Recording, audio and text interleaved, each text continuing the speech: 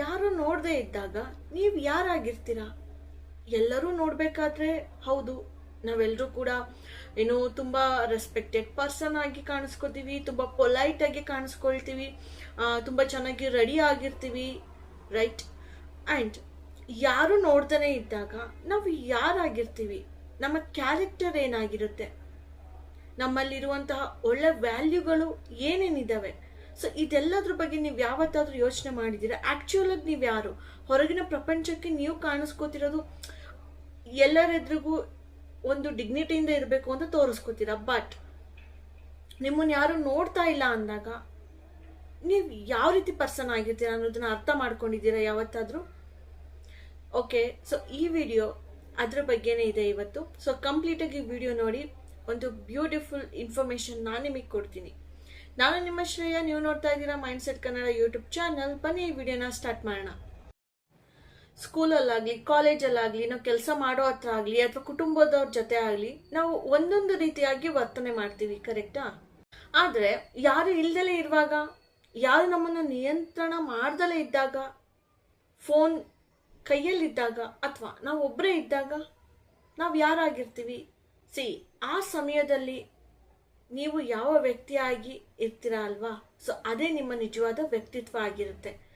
ಇದೊಂದೇ ಅಲ್ಲ, ಈಗ ಯಾರು ನೋಡ್ದಲೇ ಇದ್ರೂ ಕೂಡ ನೀವೇನಾದ್ರೂ ಸಹಾಯ ಮಾಡ್ತಿದ್ದೀರಾ ಇನ್ನೊಬ್ರಿಗೆ, ಸೊ ಅಲ್ಲಿ ನಿಮ್ಮ ವ್ಯಕ್ತಿತ್ವ ಬರುತ್ತೆ. ಎಲ್ಲರೂ ನೋಡ್ಬೇಕಾದ್ರೆ ಓಕೆ ನೋಡ್ಲಿ ಅಂತ ಸಹಾಯ ಮಾಡೋದು ಬೇರೆ, ಯಾರು ನೋಡ್ದಲೇ ಇದ್ರೂ ಕೂಡ ನೀವೇ ಮನಸ್ಸಿಂದ ಸಹಾಯ ಮಾಡೋದು ಬೇರೆ, ಕರೆಕ್ಟಾ?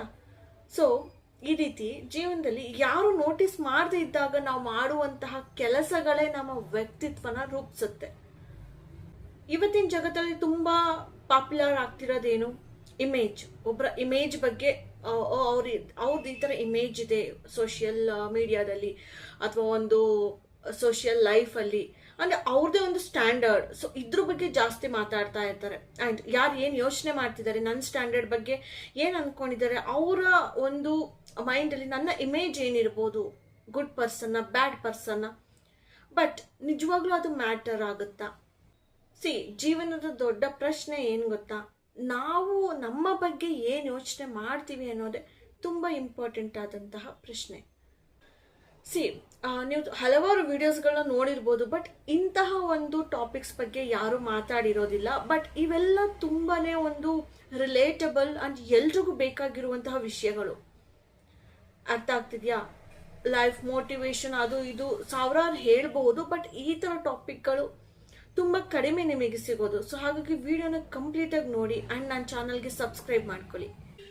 ಒಂದಿನ ನಿಮಗೆ ಏಜ್ ಆಗುತ್ತೆ 25-30 ವರ್ಷ, ಜಸ್ಟ್ ಟೆಲ್ ಮೀ, ಆವಾಗ ನಿಮ್ಮ ಮಾರ್ಕ್ಸ್ ಕಾರ್ಡ್ ಯಾರಾದರೂ ಕೇಳ್ತಾರ ಜನಗಳು? ನಿಂಗೆ ಎಷ್ಟು ಮಾರ್ಕ್ಸ್ ಬಂದಿತ್ತು 10th, PUC ಎಷ್ಟು ಬಂದಿತ್ತು? No, right? ಏನು ಕೇಳ್ತಾರೆ? ಏನು ನೋಡ್ತಾರೆ? ಆ್ಯಕ್ಚುಲಿ ನಿಮ್ಮ ಮಾತಿಗೆ ಬೆಲೆ ಇದೆಯಾ ಅನ್ನೋದನ್ನ ಅಬ್ಸರ್ವ್ ಮಾಡ್ತಾರೆ, ನಿಮ್ಮ ಮೇಲೆ ನಂಬಿಕೆ ಇಡ್ಬೋದಾ ಅನ್ನೋದನ್ನ ಎವ್ಯಾಲ್ಯೂಯೇಟ್ ಮಾಡ್ತಾರೆ, ಆ್ಯಂಡ್ ನೀವು ಒಳ್ಳೆ ವ್ಯಕ್ತಿನ ಅನ್ನೋದನ್ನ ನೋಡ್ತಾರೆ. ಯಾಕಂದರೆ ಜೀವನದಲ್ಲಿ ಕ್ಯಾರೆಕ್ಟರ್ ಯಾವಾಗಲೂ ಕೂಡ ಟ್ಯಾಲೆಂಟ್ಗಿಂತ ಒಂದು ಹೆಜ್ಜೆ ಮುಂದೆನೇ ಇರುತ್ತೆ. ಸೊ ಇವತ್ತಿನ ಟೀನೇಜರ್ಸ್ ಆಗಿರ್ಬೋದು ಅಥವಾ ಮೇ ಬಿ ಏಜ್ಡ್ ಪರ್ಸನ್ಸೇ ಆಗಿರ್ಬೋದು, 35 ಆಗಿರ್ಬೋದು ಅಥವಾ 60 ಇಯರ್ಸ್ ಅವ್ರು ಆಗಿರ್ಬೋದು, ಯಾರೇ ಆಗಲಿ ಇವತ್ತಿನ ಇಂಪ್ಯಾಕ್ಟ್ ಇಂದ ಎಲ್ಲರೂ ಕೂಡ ಯಾವ ರೀತಿ ಬದುಕ್ತಿದ್ದಾರೆ ಗೊತ್ತಾ? ಒಂದು ವಿಚಿತ್ರವಾದ ಒತ್ತಡದಲ್ಲಿ ಎಲ್ಲರೂ ಕೂಡ ಬದುಕ್ತಾ ಇದ್ದೀವಿ. ಸುಂದರವಾಗಿ ಕಾಣಬೇಕು, ರಿಚ್ ಆಗಿ ಕಾಣಬೇಕು, ಸ್ಮಾರ್ಟ್ ಆಗಿ ಕಾಣಬೇಕು, ಜೊತೆಗೆ ಪಾಪ್ಯುಲರ್ ಆಗಬೇಕು. ಆದರೆ ತುಂಬ ಕಡಿಮೆ ಜನ ಈ ರೀತಿ ಯೋಚನೆ ಮಾಡೋದು. ಯಾವ ರೀತಿ? ನಾನು ತುಂಬ ಒಳ್ಳೆಯ ಮನುಷ್ಯನಾಗಬೇಕು ಅನ್ನೋದ್ರ ಬಗ್ಗೆ ಯಾರು ಯೋಚನೆ ಮಾಡಲ್ಲ. ಅತಿ ಕಡಿಮೆ ಜನ ಈ ರೀತಿ ಒಂದು ಯೋಚನೆ ಮಾಡಿ ಬದುಕ್ತಾ ಇರ್ತಾರೆ. ಹೌದು, ಇವತ್ತಿನ ಜಗತ್ತಲ್ಲಿ ಹೌದು ಫಾಲೋವರ್ಸ್, ಸಬ್ಸ್ಕ್ರೈಬರ್ಸ್ನ ಜನಗಳಾಯಿತು, ಪ್ರಪಂಚ ಆಯಿತು ನೋಡುತ್ತೆ. ಬಟ್ ಜೀವನ ಅದನ್ನು ನೋಡುತ್ತಾ? ವ್ಯಾಲ್ಯೂಸ್ನ ಮಾತ್ರ ಜೀವನ ನೋಡೋದಲ್ವಾ? ಈಗ ಯಾರಿಗೋ ಒಂದಿಷ್ಟು ಜನ ಫಾಲೋವರ್ಸ್ ಇದ್ದಾರೆ ಅಂತ ಅಂದ್ಬಿಟ್ರೆ ಅವ್ರನ್ನ ನೀವು ಮದುವೆ ಆಗ್ಬಿಡ್ತೀರಾ ಅಥವಾ ಬಾಯ್ ಫ್ರೆಂಡ್ ಗರ್ಲ್ ಫ್ರೆಂಡ್ ಆಗಿ ಮಾಡ್ಕೊಬಿಡ್ತೀರಾ. ಮೇ ಬಿ ಮಾಡ್ಕೋಬೋದು, ಕೆಲವೊಬ್ಬರಿಗೆಲ್ಲ ಅದೇ ನಡೀತಾ ಇರೋದು. ಬಾಯ್ ಫ್ರೆಂಡ್ ಗರ್ಲ್ ಫ್ರೆಂಡ್ ಮಾಡ್ಕೊಳ್ಳೋದು, ಆಮೇಲಿಂದ ಅವ್ರು ಸ್ವಲ್ಪ ಪಾಪ್ಯುಲರ್ ಆದಮೇಲೆ ಅವ್ರನ್ನ ಬ್ರೇಕಪ್ ಅಂದ್ಬಿಡೋದು, ಅದರದ್ದೇ ಒಂದು ವಿಡಿಯೋಗಳು. ಸೊ ಈ ರೀತಿ ಎಲ್ಲ ಬರ್ತಾ ಇದ್ದಾವೆ. ಬಟ್ ಇನ್ ರಿಯಲ್ ಲೈಫ್ ನಿಮ್ಮ ಜೀವನಕ್ಕೆ ಅಂದಾಗ ನೀವು ಅದನ್ನು ನೋಡ್ತೀರಾ? ಫಾಲೋವರ್ಸ್ನ ಇಲ್ಲ ಅಲ್ವಾ? ವ್ಯಾಲ್ಯೂಸ್ನ ನೋಡ್ತೀರಾ? ಅವ್ರು ಎಂಥ ವ್ಯಕ್ತಿ, ಅವರಲ್ಲಿ ಎಂಥ ಗುಣ ಇದೆ ಅನ್ನೋದನ್ನ ನೋಡ್ತೀರಾ, ಕರೆಕ್ಟ್? ಒಂದು ಕತೆ ಇದೆ. ಒಬ್ರು ಟೀಚರು ಅವರ ವಿದ್ಯಾರ್ಥಿಗಳಿಗೆ ಒಂದು ಬಿಳಿ ಹಾಳೆನ ಕೊಟ್ಬಿಟ್ಟು, ಸೊ ಅದರಲ್ಲಿ ಒಂದು ಚುಕ್ಕಿ ಇಟ್ಬಿಟ್ಟು ಕೊಟ್ಟಿರ್ತಾರೆ. ಬರೀ ಬಿಳಿ ಹಾಳೆ ಅಲ್ಲ, ಬಿಳಿ ಹಾಳೆನಲ್ಲಿ ಮಧ್ಯದಲ್ಲಿ ಒಂದು ಚುಕ್ಕಿ ಇಟ್ಬಿಟ್ಟು ಕೊಟ್ಟಿರ್ತಾರೆ ಎಲ್ರಿಗೂ. ಆಮೇಲೆ ಸ್ಟೂಡೆಂಟ್ಸ್ ಕೇಳ್ತಾರೆ ಟೀಚರ್, ಆ ಪೇಜಲ್ಲಿ ನಿಮ್ಗೆ ಏನು ಕಾಣ್ತಾ ಇದೆ ಅಂತ. ಎಲ್ರೂ ಕಪ್ಪು ಚುಕ್ಕಿ ಕಾಣ್ತಾ ಇದೆ ಅಂತ ಹೇಳ್ತಾರೆ. ಆಗ ಟೀಚರ್ ನಕ್ಬಿಟ್ಟು ಹೇಳ್ತಾರೆ, ಇಷ್ಟು ದೊಡ್ಡ ಬಿಳಿ ಹಾಳೆ ಯಾರಿಗೂ ಕಾಣಿಸ್ಲೇ ಇಲ್ವಾ, ಅದೊಂದು ಕಪ್ಪು ಚುಕ್ಕಿನೇ ಎಲ್ರಿಗೂ ಕಾಣಿಸ್ತಾ ಅಂತ. ಸೊ ನಮ್ಮ ಜೀವನದಲ್ಲೂ ಹಾಗೇನೆ, ನಮ್ಮಲ್ಲಿ 100 ಒಳ್ಳೇದಿರುತ್ತೆ, ಬಟ್ ಒಂದೇ ಒಂದು ಸಣ್ಣ ಒಂದು ದುರ್ಬಲತೆನ ನಾವು ಇಟ್ಕೊಂಡು ದೊಡ್ಡದಾಗಿ ತಲೆ ಮೇಲೆ ಬಿದ್ದೋ ರೀತಿ ನಾವು ಕೂತ್ಕೊಬಿಡ್ತೀವಿ. ನಾನು ಅವನಷ್ಟು ಚೆನ್ನಾಗಿ ಅರ್ನ್ ಮಾಡ್ತಿಲ್ಲ, ನಾನು ಇವಳಷ್ಟು ಚೆನ್ನಾಗಿ ಕಾಣ್ತಿಲ್ಲ, ನನಗೆ ಇಷ್ಟೊಂದು ಟ್ಯಾಲೆಂಟ್ ಇಲ್ಲ.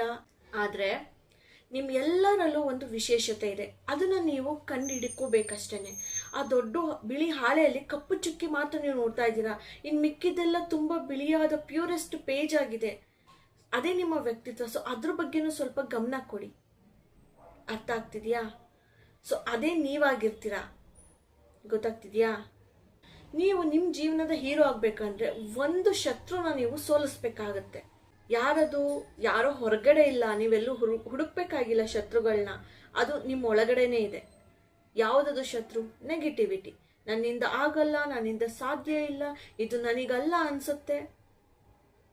ಈ ಒಂದು ನೆಗೆಟಿವ್ ವರ್ಡ್ಸ್ನ, ನೆಗೆಟಿವಿಟಿನ ಬಿಡಬೇಕಾಗತ್ತೆ. ಈ ಶತ್ರುನ ನೀವು ಸೋಲಿಸ್ಬೇಕಾಗತ್ತೆ. ನಿಮ್ಮಿಂದ ಆಗಲ್ಲ ಅಂತ ನಂಬ್ಕೊಂಡೇ ನೀವು ಇಷ್ಟು ದಿನ ಸೋತಿರೋದು. ಸೊ ಇನ್ಮೇಲಾದ್ರೂ ನಿಮ್ಮಿಂದ ಎಲ್ಲವೂ ಸಾಧ್ಯ ಇದೆ ಅಂತ ನಂಬಿ ಎಲ್ಲದರಲ್ಲೂ ನಿಮಗೆ ಗೆಲುವು ಸಿಗ್ತಾ ಹೋಗುತ್ತೆ. ಒಬ್ರೇ ಕೂತಿದ್ದಾಗ, ಒಬ್ರೇ ಇದ್ದಾಗ ವ್ಯಕ್ತಿತ್ವದ ಮೇಲೆ ಕೆಲಸ ಮಾಡಿ. ಗೊತ್ತಾಗ್ತಿದ್ಯಾ? ಎಲ್ರಿಗೂ ಕಾಣೋ ಹಾಗೆ ಒಳ್ಳೆಯವರಾಗಿರೋದಲ್ಲ, ನೀವು ಒಬ್ಬರೇ ಇದ್ದಾಗಲೂ ಒಳ್ಳೆತನ, ಒಳ್ಳೆ ವ್ಯಕ್ತಿತ್ವ ನಿಮ್ಮಲ್ಲಿ ಇರಬೇಕು. ಸೊ ಅದ್ರ ಮೇಲೆ ವರ್ಕ್ ಮಾಡಿ. ಸೊ ನೀವು ಯಾರು ಅನ್ನೋದ್ರ ಬಗ್ಗೆ ನಿಮಗೆ ಒಂದು ಹೆಮ್ಮೆ ಆಗಬೇಕು. ಆ ರೀತಿ ಬದುಕಿ. ಟೀನೇಜರ್ಸ್ಗಾಯ್ತು ಅಥವಾ ಒಂದು 30-25 ಇಯರ್ಸಲ್ಲಿ ಇರಲಿ, ಇದೆಲ್ಲ ಏಜು ಮುಗ್ದೋಯ್ತು ಅಂತ ಅನ್ಕೋಬೇಡಿ. ಟೀನೇಜರ್ಸಿಗೆ ಮಾತ್ರ ಏಜ್ ಇದೆ ಅಥವಾ ನಮಗಿಲ್ಲ ಅಂತ. ಪ್ರತಿಯೊಂದು ಏಜಲ್ಲೂ ಕನಸು ಕಾಣುವ ಹಕ್ಕು ಎಲ್ರಿಗೂ ಇದೆ. ಕನಸು ಕಾಣುವ ಏಜ್ ಇವೆಲ್ಲವೂ. 60ರಲ್ಲೂ ಒಬ್ರು ಕನಸು ಕಂಡು ಅವರ ಒಂದು ಕನಸನ್ನ ನನಸು ಮಾಡ್ಕೊಂಡಿರೋರು ಇರ್ತಾರೆ. ಕರೆಕ್ಟ್? ಸೊ ಕನಸು ಕಾಣೋದ್ರ ಜೊತೆಗೆ ಆ ಕನಸಿಗೆ ಬೆಲೆ ಕೊಡಬೇಕು. ಸೊ ಎಲ್ಲರೂ ಸಕ್ಸಸ್ ಬಯಸ್ತಾರೆ. ಈಗಿನ ಟೀನೇಜರ್ಸ್ ಅಂತೂ ಎಲ್ಲರೂ ಸಕ್ಸಸ್ ಬಯಸ್ತೀರಾ, ಬಟ್ ಸ್ಯಾಕ್ರಿಫೈಸಸ್ ಎಲ್ಲರೂ ಮಾಡ್ತಿದ್ದೀರಾ? ಸ್ಯಾಕ್ರಿಫೈಸಸ್ ಕೂಡ ಇಂಪಾರ್ಟೆಂಟ್ ಆಗುತ್ತೆ. ಸುಮ್ಮನೆ ಸಕ್ಸಸ್ ಸಿಗೋದಿಲ್ಲ. ಇಲ್ಲಿಂದ 10 ಇಯರ್ಸ್ ಆದಮೇಲೆ ನಿಮ್ಮ ಜೀವನ ಹೇಗಿರುತ್ತೆ ಅನ್ನೋದು ಅದೃಷ್ಟ ನಿರ್ಧರಿಸಲ್ಲ ಅಲ್ವಾ? ಹೌದು, ಕೆಲವೊಬ್ರಿಗೆ ಅದೃಷ್ಟಗಳು ಇರ್ತವೆ, ಬಟ್ ಎಲ್ರಿಗೂ ಹಾಗೆ ಇರೋದಿಲ್ವಲ್ಲ ಜೀವನ. ಹಾಗೆ ಇದ್ರೆ ಯಾರು ಕೆಲಸನೇ ಮಾಡೋ ಹಾಗಿಲ್ಲ, ಅದೃಷ್ಟನೇ ಬರುತ್ತೆ ಬಿಡು ಅಂತ ಸುಮ್ಮನೆ ಕೂತಿರ್ಬೋದಿತ್ತಲ್ವಾ? ಸೊ ನಿಮ್ಮ ಒಂದು ಸಣ್ಣ ನಿರ್ಧಾರ ನಿಮ್ಮ ಮುಂದಿನ 10 ವರ್ಷಗಳನ್ನು ನಿರ್ಧಾರ ಮಾಡುತ್ತೆ. ಪ್ರತಿದಿನದ ಅಭ್ಯಾಸಗಳು, ಚಿಂತನೆಗಳು, ಆಯ್ಕೆಗಳ ಮೇಲೆ ಗಮನ ಕೊಡಿ. ಬಿ ಕೇರ್ಫುಲ್ ಆಗಿರಿ. ಕೊನೆಯದಾಗಿ ಒಂದು ಮಾತು ಹೇಳಬೇಕಂದ್ರೆ, ನೀವು ಸೆಲೆಬ್ರಿಟಿ ಆಗಿರ್ಬೇಕಾಗಿಲ್ಲ, ನೀವು ಮಿಲಿಯನೇರ್ ಆಗಬೇಕು ಅಂತ ನಿಯಮ ಕೂಡ ಎಲ್ಲೂ ಇಲ್ಲ. ಆದರೆ ನೀವು ಸತ್ಯವಂತರಾಗ್ಬೋದಲ್ವಾ? ಧೈರ್ಯಶಾಲಿ ಕೂಡ ಆಗ್ಬೋದು, ನೀವು ಪ್ರಾಮಾಣಿಕರಾಗ್ಬೋದು, ಹಾಗೂ ಬೇರೆಯವರ ಜೀವನಕ್ಕೆ ಬೆಳಕು ಕೂಡ ನೀವು ಆಗ್ಬೋದು. ಇದಕ್ಕಿಂತ ದೊಡ್ಡದಾದಂತಹ ಯಶಸ್ಸು ಇನ್ಯಾವುದೂ ಇಲ್ಲ. ಸೊ ಹಾಗಾಗಿ ಒಂದು ಕ್ಷಣ ಇವತ್ತು ನಿಮಗೆ ನೀವೇ ಕ್ವಶನ್ ಮಾಡ್ಕೊಳ್ಳಿ. ಯಾರು ನೋಡ್ದಲೇ ಇದ್ದಾಗ, ಯಾರು ನಿಮ್ಮನ್ನು ಕಂಟ್ರೋಲ್ ಮಾಡದೇ ಇದ್ದಾಗ ನೀವು ಯಾವ ರೀತಿಯ ಪರ್ಸನ್ ಅನ್ನೋದನ್ನ ನೀವು ಕ್ವಶನ್ ಮಾಡ್ಕೊಳ್ಳಿ. ಆ್ಯಂಡ್ ಆ ಪರ್ಸನ್ನ ಐಡೆಂಟಿಫೈ ಮಾಡಿ ಚೇಂಜಸ್ ಮಾಡ್ಕೋಬೇಕೆಂದ್ರೆ ಮಾಡಿ ನಿಮ್ಮ ವ್ಯಕ್ತಿತ್ವನ ಒಳ್ಳೆಯದಾಗಿ ರೂಪಿಸ್ಕೊಳ್ಳಿ. ಈ ಪ್ರಶ್ನೆಗೆ ನಿಮಗೆ ಉತ್ತರ ಸಿಕ್ಕಿದ್ರೆ ಅದೇ ನಿಮ್ಮ ಭವಿಷ್ಯನ ರೂಪಿಸುತ್ತೆ. ನೀವು ಹೆದರ್ಕೊಳ್ಳೋದೇ ಬೇಕಾಗಿಲ್ಲ ನಿಮ್ಮ ಭವಿಷ್ಯದ ಬಗ್ಗೆ. ಅರ್ಥ ಆಗ್ತಿದೆಯಾ? ಇವತ್ತಿನ ಜಗತ್ತು ಇರೋದೇ ಹೀಗೆ. ನಿಮಗೆ 1000 ಕ್ವಶನ್ ಬರ್ಬೋದು, ದಟ್ ಈಸ್ ಫೈನ್. ಯಾರೋ ಏನೋ ನಿಮಗೆ ಕೆಟ್ಟದ್ದೇ ಮಾಡ್ತಿದ್ದಾರೆ ಅಂದರೆ ಅವರಿಗೆ ನೀವು ಪದೇ ಪದೇ ಒಳ್ಳೇದು ಮಾಡಿ ಅಂತ ಹೇಳಲ್ಲ. ಬಟ್ ಯಾರೋ ಏನೋ ನಿಮ್ಗೆ ಒಳ್ಳೇದು ಮಾಡಿದಾಗ ಅವರಿಗಾದ್ರೂ ನೀವು ಒಳ್ಳೇದು ಮಾಡಬೇಕಲ್ವಾ? ಬಿಡುವುದು ಅವ್ರ ಕೆಲಸ, ಅವ್ರು ಮಾಡಿದ್ದಾರೆ, ನಾನು ಮಾಡಬೇಕು ಅಂತ ಏನಿಲ್ಲ ಅನ್ನೋ ಲೆವೆಲ್ಲಿಗೆ ನಿಮ್ಮ ವ್ಯಕ್ತಿತ್ವನ ಕೀಳಾಗಿ ಮಾಡ್ಕೋಬೇಡಿ ಅಷ್ಟೇ. ಅರ್ಥ ಆಯ್ತಾ? ಸೊ ಓಕೆ ಗೈಸ್, ಸೊ ನೀವು ಯಾರು ಅನ್ನೋ ಕ್ವಶನ್ಗೆ ನೀವು ಉತ್ತರನ ಹುಡುಕೊಳ್ತೀರಾ ಅಂತ ನಾನು ಬಯಸಿದ್ದೀನಿ. ಓಕೆ, ಸೊ ಈ ವಿಡಿಯೋ ನಿಮಗೆ ಜೀವನದಲ್ಲಿ ಸ್ವಲ್ಪನಾದರೂ ವ್ಯಾಲ್ಯೂ ಆ್ಯಡ್ ಮಾಡ್ತು ಅಂತ ನಾನು ಅಂದ್ಕೊಂಡಿದ್ದೀನಿ. ಸೊ ಇವತ್ತಿನ ವಿಡಿಯೋನ ಇಲ್ಲಿಗೆ ಮುಗಿಸ್ತಾ ಇದ್ದೀನಿ. ನಾನು ನಿಮ್ಮ ಶ್ರೇಯ, ನೀವು ನೋಡ್ತಾ ಇದ್ದೀರಾ mindset Kannada YouTube channel. Guys, subscribe ಮಾಡ್ಕೊಳ್ಳಿ ಗೈಸ್, ಸಪೋರ್ಟ್ ಮಾಡಿ. ತುಂಬ ಕ್ಯಾಶುವಲ್, ರಿಲೇಟಬಲ್, ಇನ್ನೂ ಹೊಸ ಹೊಸ ವಿಷಯಗಳನ್ನ ನಾನು ಕೂಡ ವಿಡಿಯೋಗಳಾಗಿ ಮಾಡಿ ಅಪ್ಲೋಡ್ ಮಾಡೋದಕ್ಕೆ ಸ್ಫೂರ್ತಿ ಸಿಗುತ್ತೆ. ಓಕೆನಾ, ಇಂಟ್ರೆಸ್ಟ್ ಬರುತ್ತೆ. ಸಪೋರ್ಟ್ ಮಾಡಿ ಕನ್ನಡದವ್ರಿಗೆ. ಓಕೆನಾ, ಇಂಥ ವ್ಯಾಲ್ಯೂಯಬಲ್ ವಿಡಿಯೋಸ್ಗಳಿಗೆ ನಿಮ್ಮ ಒಂದು ಸಪೋರ್ಟ್ ಇದ್ದರೆ ಇನ್ನೂ ಚೆನ್ನಾಗಿರುವಂತಹ ಮೋಟಿವೇಶನ್, ಲೈಫ್ ಅಡ್ವೈಸಸ್ನ ಕೊಡ್ಬೋದು ನಾವು. ಅರ್ಥ ಆಗ್ತಿದೆಯಾ? ಸೊ ಓಕೆ, ಇಷ್ಟು ಹೇಳ್ತಾ ಇವತ್ತಿನ ವಿಡಿಯೋನ ಮುಗಿಸ್ತಾ ಇದ್ದೀನಿ. ಸಬ್ಸ್ಕ್ರೈಬ್ ಮಾಡಿ ಆ್ಯಂಡ್ ಜಾಸ್ತಿ ಸಪೋರ್ಟ್ ಮಾಡಿ. ಮತ್ತೆ ನೆಕ್ಸ್ಟ್ ವಿಡಿಯೋದಲ್ಲಿ ಸಿಗ್ತೀನಿ. ಅಲ್ಲಿವರೆಗೂ take care, bye, see you all guys.